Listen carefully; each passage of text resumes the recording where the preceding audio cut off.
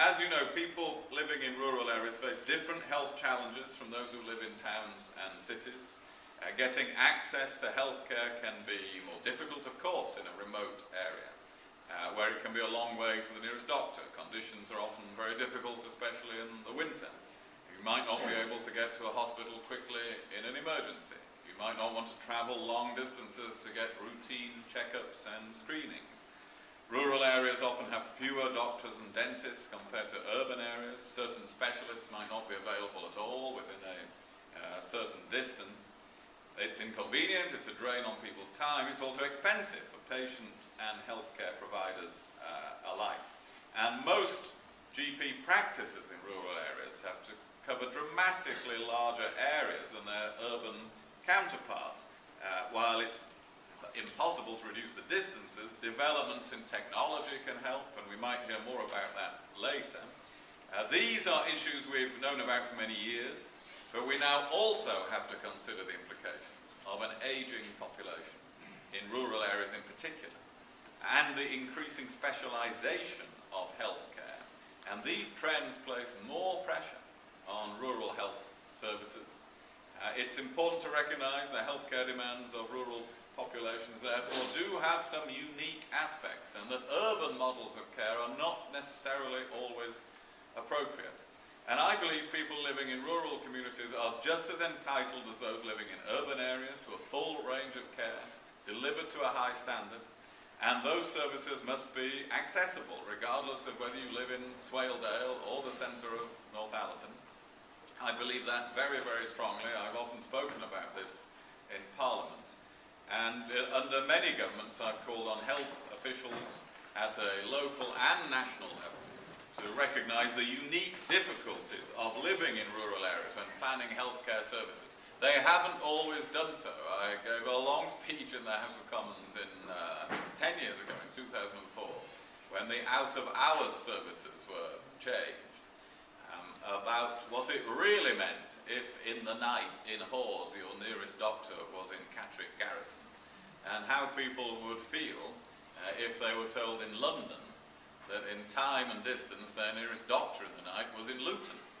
And of course they'd say that was outrageous. They would say that would be indefensible. But those are the sorts of distances that we're dealing with here.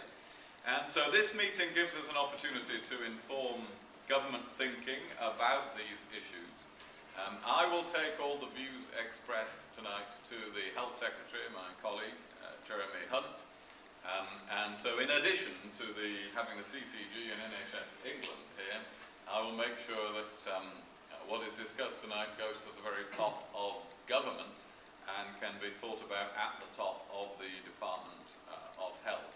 There are a few specific issues that I want to refer to before asking our guests to speak. One is the minimum practice income guarantee. Many of you here will be concerned about this. A few months ago, I led a delegation to meet the Health Secretary to discuss the implications for rural GP practices of the planned withdrawal of the minimum practice income guarantee. Rural practices face diseconomies of scale given their small patient populations. And when the new funding formula was introduced 10 years ago, many rural practices faced closure as their funding was redirected to areas of perceived deprivation. To prevent this, a compensation payment was made to GPs in deeply rural areas to address the lower amount of per capita funding and the extra cost to meet the extra costs of time and travel in sparsely populated areas. Now, NHS England has decided to phase out the NPIG, as it is referred to, the minimum practice income guarantee, over the next 7 years, on the grounds that the current arrangements are unfair. Some GP practices receive thousands of pounds more than others that care for a similar number of patients with similar needs. This has caused a great deal of concern for many of my constituents and rural practices in North Yorkshire who depend on the NPIG payments to provide their services. And these practices are vital to the communities that they serve. The concern is acute, for instance, for the Central Dales practice, I think represented here tonight, which covers a very rural part of my constituency. And NPIG accounts for about 20% of the net funding of that practice. clearly a significant amount and could, if not replaced with a suitable alternative funding source, have very serious implications. If we, for instance, if we were to try to imagine a situation without that practice, the nearest general practice to Hawes would be at Leyburn, 18 miles away, and much further away for those who live in the upper reaches of Swaledale, Wensleydale, Dentdale, and are served by that practice. It can't be acceptable, of course, to expect patients to have to travel so far for access to routine healthcare services. And so this is an important issue. It's vital that a solution is found that recognises the unique demands of healthcare provision in rural areas and provides the support necessary to ensure these services, which are vital, are retained. I understand the money released by phasing out the NPIG will be reinvested back into the basic payments made to practices, so that no money will be taken away from GP services overall.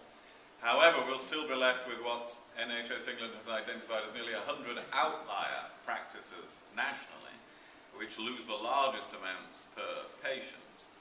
We've been told that where there are exceptional underlying factors, these practices will need to agree with their local area teams, different funding arrangements. So we're all looking forward to hearing more. At the same time, as all of these developments, advances in healthcare and well-being have led to a rise in life expectancy, to the ageing population I referred to earlier. This brings its own challenges. And at a time when resources are limited, we have to think about how we deliver healthcare services for the next 10 or 20 years. It costs about 8 times more on average for the NHS to care for a patient over the age of 85 than one who is in their 40s. And of course, as the population gets older proportionately, that drives up the financial demands on the health service. Part of the solution will be in creating innovative healthcare services. I know the CCG representatives want to speak about some of these things this evening.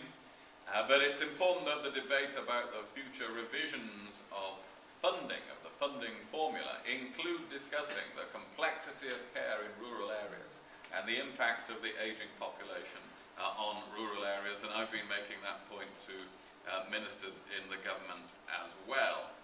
And I'm pleased we have another opportunity to raise these issues with NHS England and the CCG tonight. So I'll finish my opening remarks by repeating my call for you to bring up any concerns you see fit during this meeting. I've referred there to 3 important issues: future of the Friarage Hospital, the withdrawal of the minimum practice income guarantee, the national health funding formula. But our discussion is not limited to these topics. As I mentioned, I'll be pulling these views together and writing to the Department of Health so they're aware at the highest level about the concerns in rural communities. And getting healthcare right in rural areas is an enormous challenge for all governments and all political parties in this country. The pressures are intense, there are huge logistical hurdles, services are becoming more specialised, some treatments are becoming more expensive, and we have the ageing population. And in shaping our responses to these challenges, it's important that the sort of concerns I've been describing tonight are heeded, and that's what we're concerned with here in Hambleton and Richmondshire, and what this meeting is for.